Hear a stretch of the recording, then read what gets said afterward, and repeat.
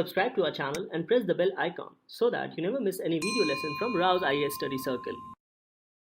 Join the official Telegram channel of Rao's IAS Study Circle to stay updated and get all the materials on the Telegram. The link to the channel can be found in the description box. Hello and welcome to Daily News Simplified, an answer to what, why and how of newspaper reading from a UPSC Civil Services examination perspective. Now today let's take up the New Delhi edition of the Hindu newspaper dated 15th April 2022. These are the list of the news which we'll be taking up for today's discussion, and timestamping for these have been provided in the YouTube description. So on this note, let's start our today's discussion from prelims and mains point of view. The first news to be taken up appears in the article section on page number 6. Now this article talks about the growing problem of air pollution because of stubble burning in Punjab, and on this context the article says a window for interstate collaboration to breathe easy. Now since Aam Aadmi Party has come to power in Punjab recently, so based on this article suggests that both the government should collaborate and coordinate in order to find a solution for air pollution which takes place in Delhi because of stubble burning which takes place in Punjab in the months of September to October. So this article says that the Aam Aadmi Party has the ideal opportunity to resolve the air quality issue in Delhi and Punjab. Now as you can see in this particular picture, this is a picture taken from NASA Observatory where you can see the number of stubble burnings taking place in Punjab in the month of September to October. And this causes extreme air pollution not only in Delhi but also in other regions of the Indo-Gangetic Plain, including Agra and other cities in Uttar Pradesh. So there is a need to tackle air pollution as India has been ranked 5th in terms of worst air quality by IQ Air. Now IQ Air is a Swiss air quality technology company which ranks different countries based on their pollution. And according to its ranking, India has been ranked as the 5th worst polluted countries of the world in 2021. So air pollution not only impacts the quality of life and health of an individual, but also it affects the natural functioning of our ecosystem and also contributes to soil contamination. Now with respect to impacting the quality of life and health, especially in the cities of Delhi and surrounding areas, it causes lung infections, breathing issues, and at times this also develops into cancerous diseases. Now impact of air pollution majorly impacts the elderly and the children, and it has been observed that it has increased child mortality, that is it has resulted in death of newborn babies or those newborn babies before the age of 5 years. Further, growing air pollution in the areas of Delhi and surrounding regions, it has also impacted work efficiency because of growing health concerns. So these can be said to be some of the impacts of air pollution. And because of this, the government of India, including the state governments, should come together to find an alternative to the problem of stubble burning in Punjab. Now with respect to stubble burning, let's also understand as to why this pollution or air pollution takes place only in winter. Now there are 3 main reasons for this. The first reason is that in October we see withdrawal of monsoon from the Indo-Gangetic Plain. Now we know that withdrawal of monsoon means change in the direction of wind. So once withdrawal of monsoons takes place, 72% of the wind coming to Delhi and the surrounding regions start coming from northwest, which means this particular direction. So as you can imagine that a wind coming from northwest direction also carries with it the pollution caused due to stubble burning. And this leads to increased pollution because of stubble burning in Delhi NCR region during the winter months. So it highlights that because of withdrawal of monsoon around October, it results in change in the direction of the wind, and this leads to 72% of the wind coming from northwest direction, whereas only 28% of the remaining wind coming to NCR regions comes from the Indo-Gangetic Plain. So this becomes one of the major reasons of increased air pollution during the winter months for NCR region and also some of the regions in Indo-Gangetic Plains. Now the second reason is reduction in temperature. Now we know when winter appears, temperature decreases. Now because of this, a decreased temperature does not allow the air to expand. So wind coming from the northwest direction and reduced temperature traps the pollutants closer to the surface of the earth. And since the air is not able to expand during winter, hence the pollutants gets concentrated closer to the surface.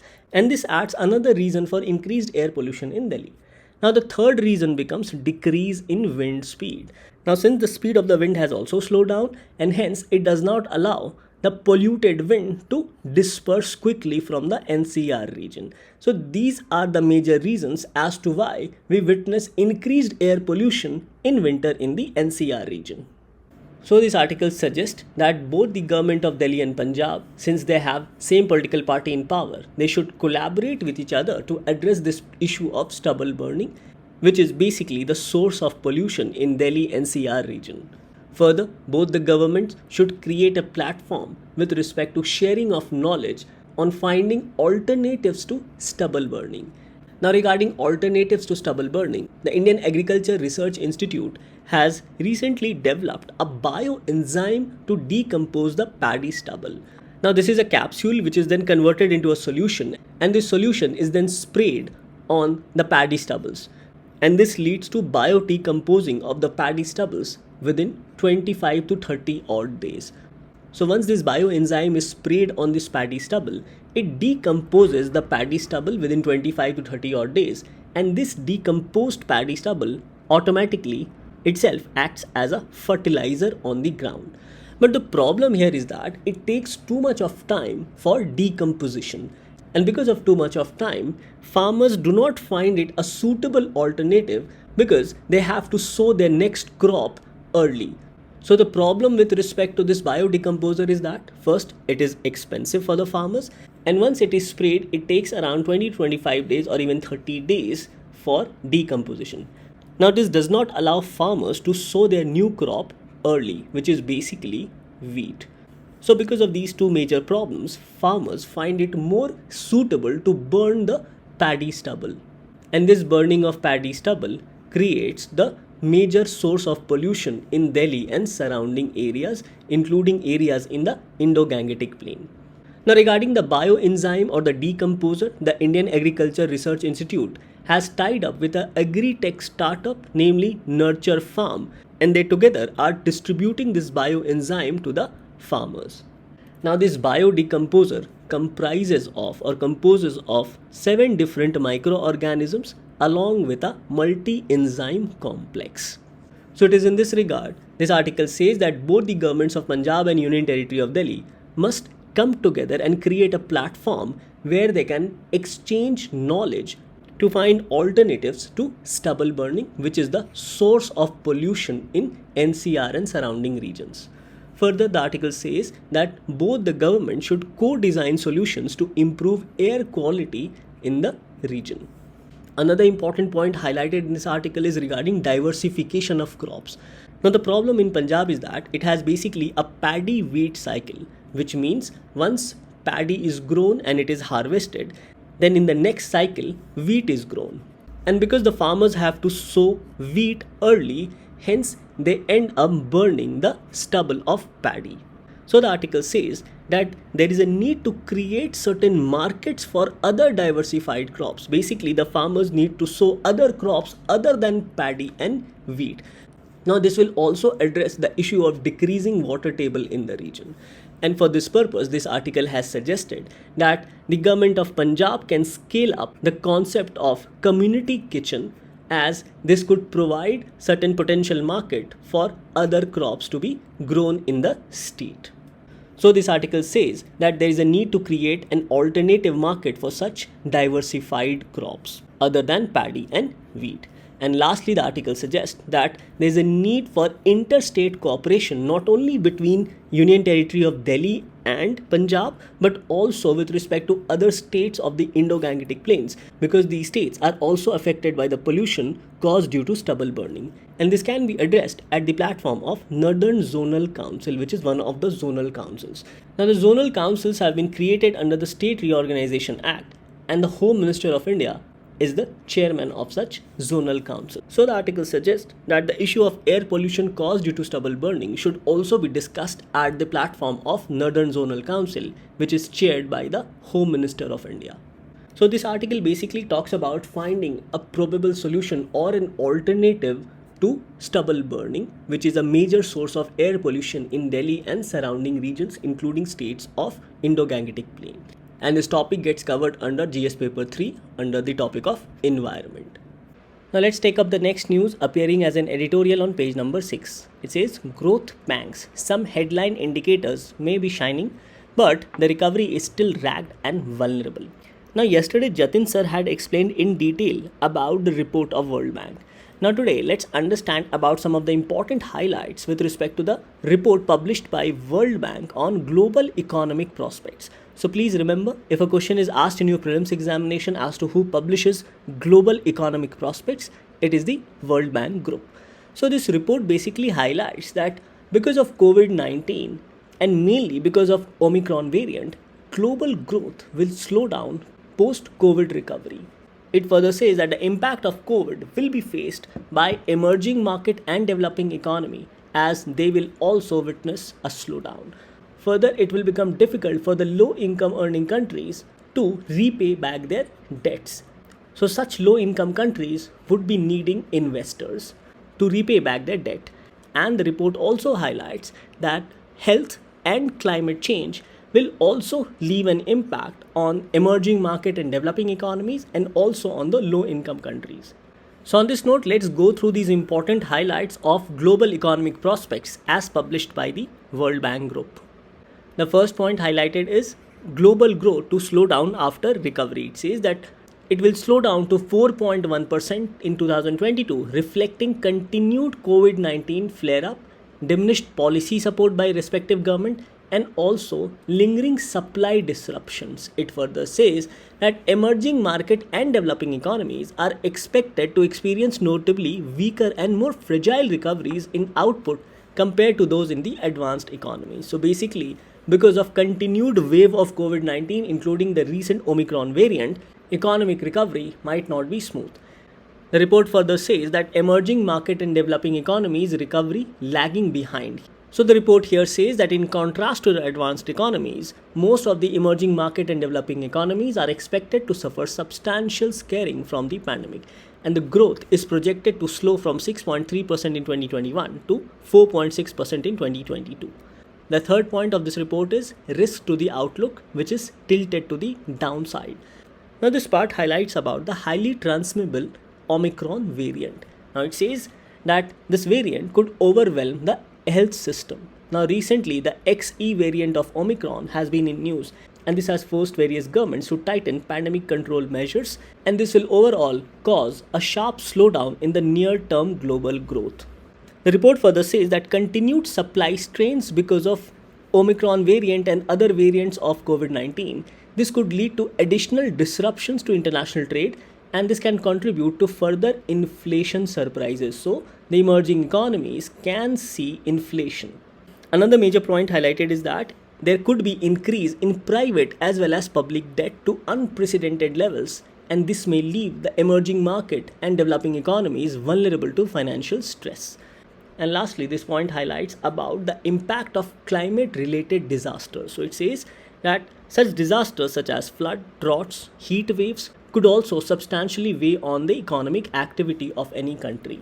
And because of climate-related disaster, the emerging market and developing economies might face a sharper slowdown in growth than currently imagined or envisioned. Now these can be because of floods, droughts, and also heat waves or other climate-related disasters.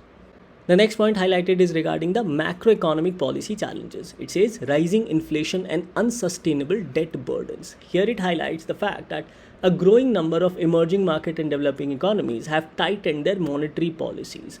Now, they have tightened their monetary policies to respond to increased inflation in their economy. So it says that as central banks in advanced economies begin to reduce monetary policy accommodation, capital flow volatility and currency depreciation may also pose additional challenge to these emerging markets. The report further says that pandemic-related financial support or fiscal support is still necessary. So, it highlights that any removal of such pandemic-related fiscal support may not be sufficient to stabilize the debt levels in light of persistently weak revenues of such economies. And with respect to low-income countries, the report says that apart from removal of pandemic-related financial or fiscal support, the challenges for such economies can be magnified by elevated debt servicing cost, which means they will not be able to repay back their debt in time. and this will impact their sustainable debt levels. So the debt levels of low income countries might increase. So it says that success in this endeavor will require broad participation of diverse creditors. And the last major point of this report is regarding the structural policy priorities. It mentions about increased vaccination, enhance crisis preparedness, reduce inequality, and also foster resilience to commodity price shocks. Here it says that there is a need for concerted effort to deepen international policy cooperation, which will be required to tackle these mounting global challenges, including low vaccination rates in low-income countries, unsustainable debt loads in many emerging market and developing economies, and also problems relating to climate change and climate disaster. So the report says that the policy should be aimed at mitigating the multi-dimensional increase in inequality brought about by the current COVID pandemic. So these are some of the important highlights with respect to global economic prospects which has been released by World Bank. Now talking about India, according to the Global Economic Prospects report released in January 2022, India will witness a GDP growth of 8.7% in 2022, but the GDP of India will slow down to 6.8% in 2023. So it is in this backdrop, this editorial suggests that RBI needs to address inflation more aggressively. Now here, the challenge for RBI would be twofold. Number one, it has to manage growth and also control inflation because of increased food and fuel prices currently in India. So these are some of the important highlights of the January 2022 report published by World Bank, namely the Global Economic Prospects. And this topic mainly becomes important from your prelims perspective in the section of economy with respect to reports published by international institutions. The next news to be taken up appears on page number 8 in the text and context section. Now this news says Red Star over Solomon Islands. What is the controversy over China-Solomon Islands Security Cooperation deal? What does it mean for geopolitics in the South Pacific Ocean? So this news highlights about a social media leak of the draft security cooperation agreement between Solomon Islands in the South Pacific Ocean and China. Now this leaked document highlights that the security agreement between the two countries has the potential to disturb the established security mechanism in the South Pacific region. Now, earlier, prior to 2019, Solomon Islands had diplomatic ties with Taiwan. However, in 2019, the Chinese government decided to give the Solomon Islands $500 million. Now, after this particular deal, the Solomon Islands broke its international or diplomatic relationship with Taiwan and accordingly recognized that Taiwan is a part of China. Now, because of this, the pro-Taiwan group who were in the opposition in Solomon Islands started protest, and this triggered a riot in November 2021 in Solomon Islands. Now, through this security agreement, China intends to establish its naval base in the region, and it is also pursuing island states to shift their allegiance from Taiwan towards China. Now, as you can see in this map, this is where the Solomon Islands are, and it is close to Australia and Papua New Guinea. Now, after this leaked document of security arrangements between Solomon Islands and China, both United States and Australia have responded. Now, Australia have also responded because in times of crisis or in times of distress, it has always been the Australian government which goes to the Solomon Islands to address such crisis. So with respect to China trying to establish its base in the Southern Pacific Ocean, United States is considering to reopen its embassy in Honiara, which is the capital city of Solomons, whereas Australia has reacted with boosted finances for Solomon Islands and extending its current security mission in the islands, because Australia has been generally the country which addresses the security concerns of Solomon Island. However, the deal with China has the potential to change this particular relationship with the Western countries, and it has the potential to place China as a prominent friend of Solomon Islands. So why is this framework agreement being talked about? Because this framework agreement on security cooperation allows the People's Republic of China to send their police, armed forces, military, and also armed police to the Solomon Island based on their request. Further, it also allows China's naval vessels to use the island for logistics support. So clearly, China is trying to establish its naval presence in the South Pacific Ocean. And because of this, both Australia and United States of America has responded because of this leaked document. Now, the islands in the South Pacific Oceans are divided into Micronesia, Polynesia, and Melanesia. Now, Solomon Islands forms part of Melanesia. So, the Melanesian includes the arc of islands located north and east of Australia and south of the equator.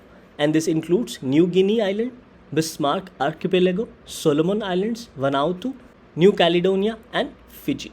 Now, this particular news highlights that Kiribati, along with the Solomon Islands, have shifted their allegiance and now do not recognize Taiwan as a separate country and recognizes Taiwan as a part of China, whereas most of the countries of Micronesia, namely Guam, Palau, Mariana Islands, etc., they recognizes that Taiwan is a separate country. So basically the Micronesian countries favors the United States government. Now till 2019, even the Solomon Islands had diplomatic relationship with Taiwan. However, post provision of $500 million in aid by China, Solomon Islands broke its diplomatic relationship with Taiwan and recognized that Taiwan is a part of China. So after this provision of $500 million to Solomon Islands, this led to preferential treatment for Chinese interest in the island. Now this resulted in growing protest from the pro-Taiwan supporters in Solomon Islands, and this also led to a riot in 2021 targeting Chinese assets and also the government assets of Solomon Islands. However, according to Solomon Island, the Security Cooperation Agreement will diversify the security partnership for the island, and it will also reduce the dependence of Solomon Island on Australia, because Australia is generally the first responder in times of crisis for Solomon Islands. So this is what the Solomon Islands says, that it wants to diversify its security partnership, and this gap is currently filled by China.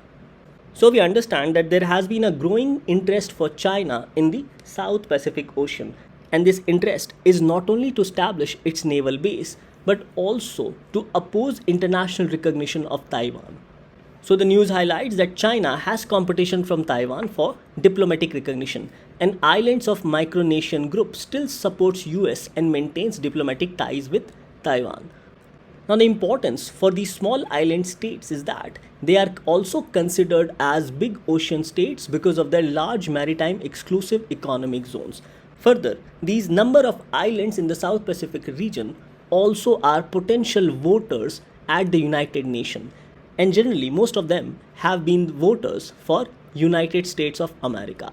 However, recently Solomon Islands and Kiribati switched allegiance from United States group towards the Chinese group.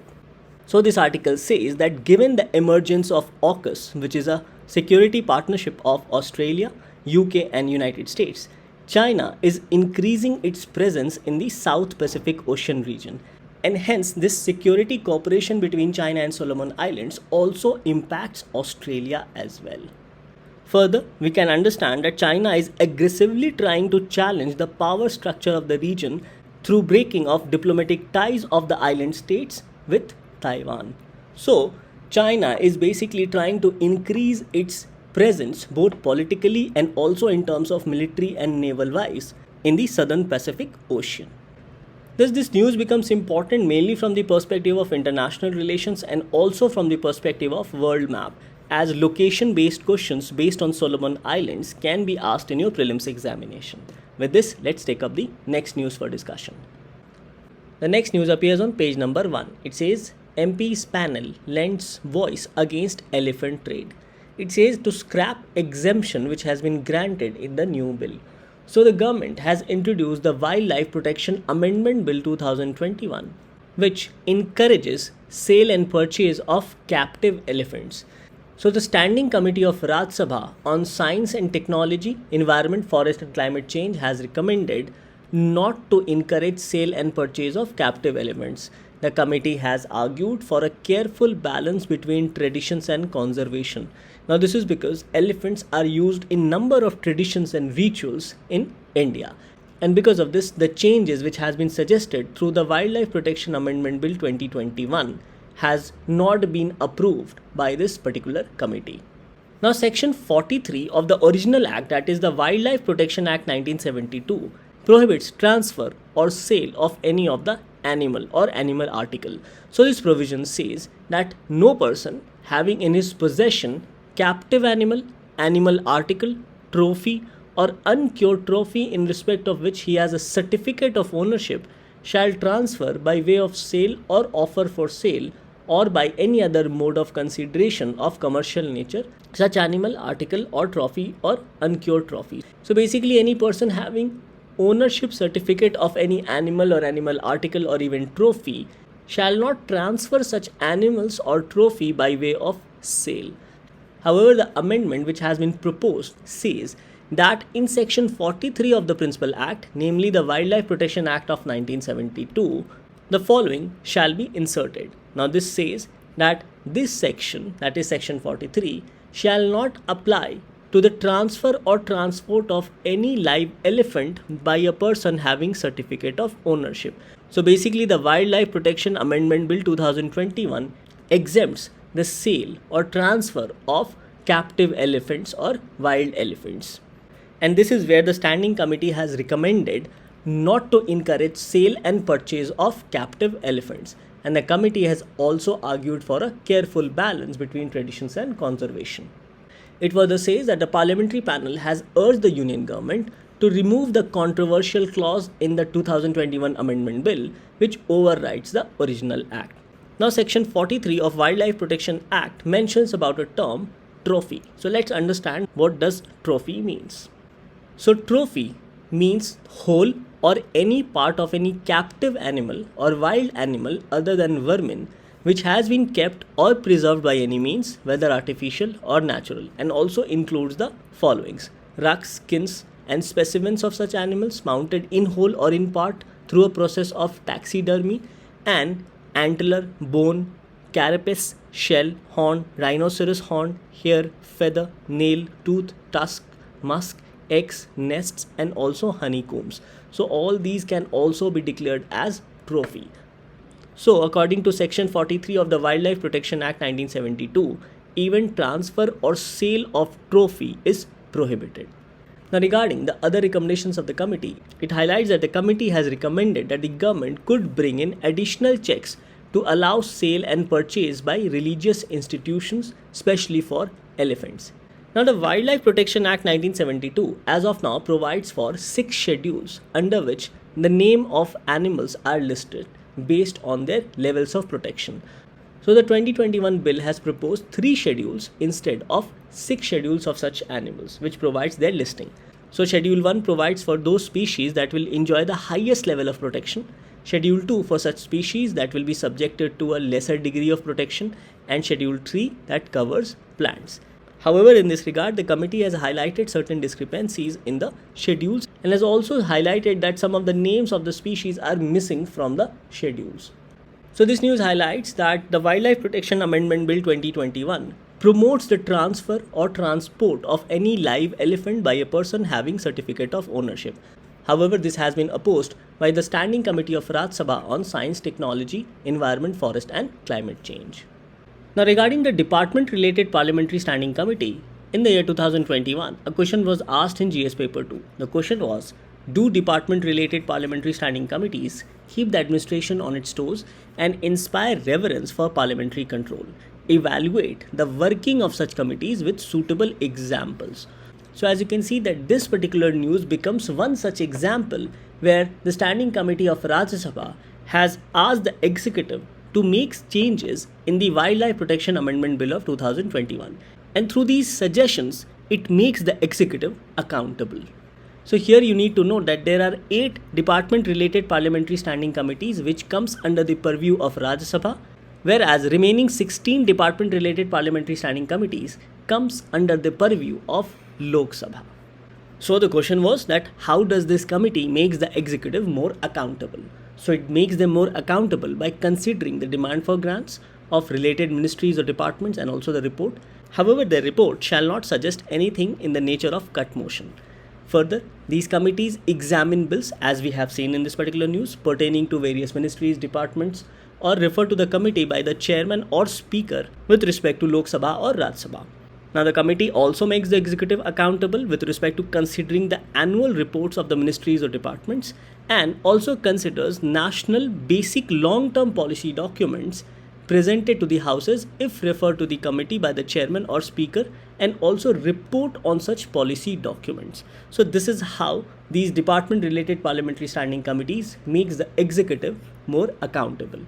Thus, this particular news becomes important both from the perspective of environment under GS paper 3 and also polity with respect to the standing committees with respect to the department related standing committee of Rathotsava under GS paper 2. The next news to be taken up appears on page number 12. Now, this news mentions about EOI, that is expression of interest sought for digital health ecosystem. So this news highlights that the National Health Authority, the implementing agency of Ayushman Bharat Digital Mission, has extended an open invitation to all interested parties for sharing their expression of interest to develop innovative solutions to build a national digital health ecosystem for India. Now, this will be a collaborative approach which will not only speed up the development in the health sector but will also make the digital public goods available to both public and private entities. So accordingly, the Ayushman Bharat Digital Mission has developed building blocks and interoperable application programming interface, that is APIs, and this offers a seamless digital healthcare experience for all stakeholders with respect to health facilities, patients, and also for healthcare professionals. Now, there are key building blocks for Ayushman Bharat Digital Mission. These key building blocks are: first, Ayushman Bharat Health Account; second, Healthcare Professionals Registry. So every healthcare professional will register themselves. Third, Health Facility Registry. And fourth, Health Information Exchange and Consent Manager. So these are the key building blocks for Ayushman Bharat Digital Mission. Now, these key building blocks will enable identification of persons when they register themselves.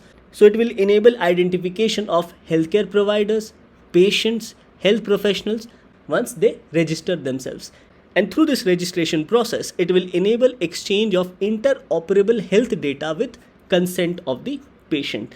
So with the consent of the patient, their health data will be available on such a platform. Here it says that the digital ecosystem developed is now accessible to health facilities and health tech players for integration.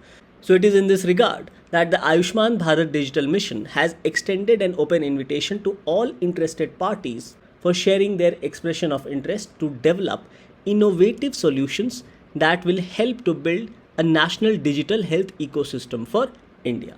So this news with respect to health gets covered under GS paper 2, especially with respect to social issues. And in your prelims examination, question can be asked about the Ayushman Bharat Digital Mission, where you must know about the key building blocks of Ayushman Bharat Digital Mission. Now let's take up this news appearing on page number 3. This news mentions about Belur's historic Chennakeshava temple, which strikes a note of harmony. It says that Maulvi reads excerpts from Quran to mark the start of Rathotsava, or the chariot or car festival. Now in this news analysis, you need to know about the Chennakeshava temple of Belur, which is in Karnataka.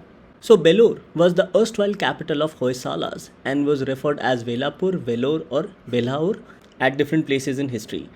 Chennakeshava temple can be said to be one of the finest examples of Hoysala workmanship or Hoysala art. And the temple was consecrated by the famous Hoysala king Vishnu Vardhana to mark his victories in 1116 AD against the Cholas, and it was called the Vijay Narayana. Now regarding the structural feature of this particular temple, the Chennakeshava temple stands on a platform or jagati and looks like a huge casket, as you can see in this particular picture. The temple is enclosed by a parakara with gopuram built in the Vijayanagara style. The temple hosts more than 80 Madanika sculptures in the temple, who can be seen as dancing, hunting, or standing under the canopies of trees.